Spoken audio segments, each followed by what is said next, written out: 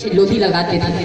बहुत दिनों से एक रिसर्च कर रही हूँ, बहुत दिनों से कुछ पढ़ रही हूँ और लोधी समाज के बारे में एक रिसर्च निकल के मेरे सामने आया है। बहुत जगहों पर मैंने चर्चा की है, आपसे भी बताना चाहती हूँ कि जैसे भारत में बहुसंख्यक हिंदू समाज के बहुसंख्यक लोधी समाज के बहुसंख्यक लोग हिंदू हैं जो सनातन धर्म के अनुयायी हैं, वैसे ही लोधी समाज हमेशा से सत्ता भोगी रहा है और सत्ता पाने के लिए लोधी समाज ने समय समय पर धर्म परिवर्तन करने का काम किया। धर्म परिवर्तन करने से ध्यान रखिए, धर्म बदल सकता है, जाति नहीं बदल सकती, खून नहीं बदल सकता, शरीर नहीं बदल सकता। और धर्म परिवर्तन कर चुके पाकिस्तान के लोधी समाज के बहुसंख्यक लोग इस्लाम धर्म के अनुयायी हैं, जो मुसलमान हैं।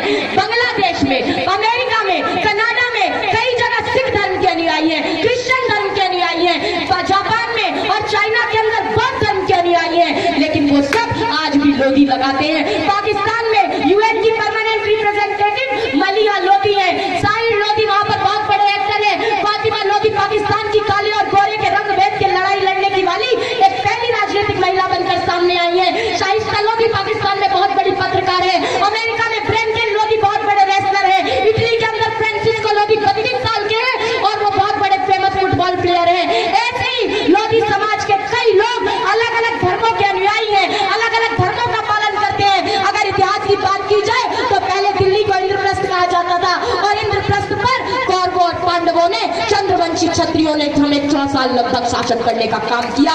ऐसे ही पहलौन लोधी, इब्राहिम लोधी, काला लोधी, सिकंदर लोधी को कौन नहीं जानता। इन्हीं के नाम से आज दिल्ली में Lodhi state, Lodhi garden, Lodhi colony जानी जाती है। और साधना भारती यही समझाना चाहती है कि कुल मिलाकर लोधी समाज सर्वधर्म का अनुयायी रहा है, सर्वधर्म संभाव का सारथी रहा है। और इसीलिए मेरा मानना है कि संसार एक गुलदस्ता है, जब गुलदस्ते में विभिन्न प्रकार के फूल लगे होते हैं तभी गुलदस्ता अच्छा लगता है। और इसीलिए अलग अलग धर्मों को मानने वाले, अलग अलग भाषाएं बोलने वाले, अलग अलग देशों में रहने वाले लोधी बंधुओं को एकता के गुलदस्ते में सजाना और संवारना जातीयता की सच्ची और अच्छी भावना होगी।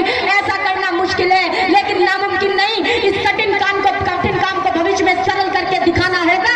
अरे अलग अलग भाषाएं बोलने वाले, अलग अलग धर्मों के अनुयायी लोधी बंधुओं में शादी विवाह समारोह मुमकिन न हो मगर एकता समारोह मुमकिन करके दिखाना होगा। और लोधी समाज के राजनीतिक झंडे के मजबूत डंडे को और मजबूत बनाना होगा। ध्यान रखिए, जिसका डंडा मजबूत होता है उसी का झंडा आकाशीय ऊंचाइयों को छूता है। और इसीलिए अगर लोधी समाज के राजनीतिक झंडे को मजबूत बनाना है और लोधी समाज में हमारे देश में ही नहीं विदेशों में भी अपनी पहचान को बढ़ाना है तो इस काम को सफल करके दिखाना होगा।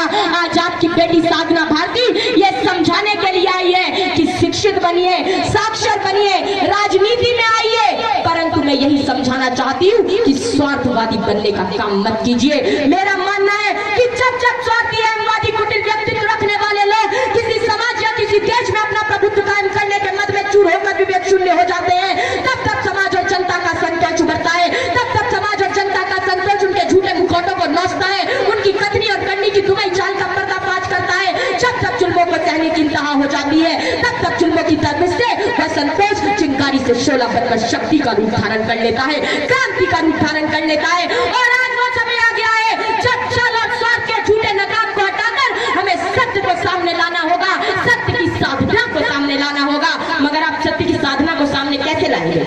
क्योंकि आज लोधी समाज में एक बहुत बड़ी समस्या है जो इस मंच के माध्यम से कई बार उठाई गई कि टांग खिंचाई करने की बहुत बड़ी परेशानी है हमारे समाज के अंदर। टांग खिंचाई करने के लिए तो मैं वही उदाहरण पेश करूंगी कि एक डिब्बे में अगर केकड़े रख दिए जाए और डिब्बे को खुला भी छोड़ दिया जाए तो आप इस बात से निश्चिंत रहिए कि कोई भी केकड़ा बाहर आ जाएगा। क्योंकि जब भी कोई केकड़ा डब्बे से बाहर आने की कोशिश करता है तो दूसरा केकड़ा उसकी टांग खींचकर उसको नीचे कर देता है और वो केकड़ा बाहर नहीं आ पाता। यही हालत आज लोधी समाज के अंदर हो गई है। टांग खिंचाई हो गई है, धरातल पर काम कम करते हैं, परंतु जब सोशल नेटवर्क पे बात करने की बात आती है, फेसबुक चलाने की बात आती है, व्हाट्सएप चलाने की बात आती है तो वहां पर बंद दिखाई देती है, लड़ाई दिखाई देती है, बहस दिखाई देती है। आखिर क्यों? आप काम करने का कार्य कीजिए, टांग खिंचाई करने का काम मत कीजिए। एकत्रित रहेंगे, संगठित रहेंगे तो कोई तोड़ नहीं पाएगा। मैं कई बार ये दृष्टांत बताती हूँ कि मैं अपने दादाजी के साथ जब बाजार जा रही थी तो एक बार मैंने देखा कि एक रेडी पर अंगूर रखे हुए थे, कुछ अंगूर गुच्छे में थे और कुछ टूटे हुए अंगूर रखे थे। तो मेरे दादाजी ने पूछा, भाई ये गुच्छे के 100 रुपए किलो है। अब कहा अच्छा ये टूटे हुए अंगूर कितने रुपए किलो है?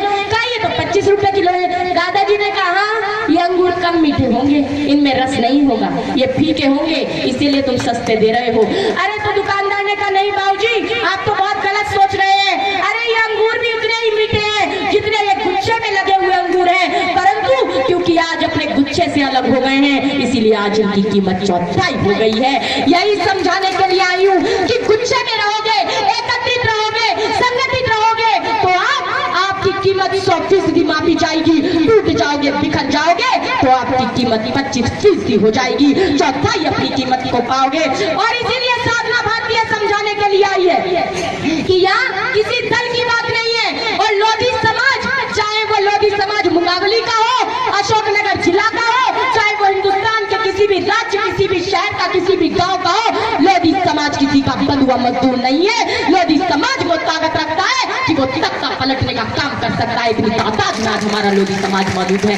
लोधी समाज ना तो भाजपा का बंधुआ मजदूर है, ना कांग्रेस का बंधुआ मजदूर है, ना समाजवादी पार्टी का बंधुआ मजदूर है, ना बहुजन समाज पार्टी का बंधुआ मजदूर है। हम उसका साथ देने का काम करेंगे जो हमें नेतृत्व देने का काम करेगा, जो हमें प्रतिनिधि बनाने का काम करेगा, हमें आगे बढ़ाने का काम करेगा, हम उसके साथ खड़े होने का काम करेंगे। ये संकल्प लेने के लिए आज बलिदान दिवस पर साधना भारती आज आपके बीच में आई है।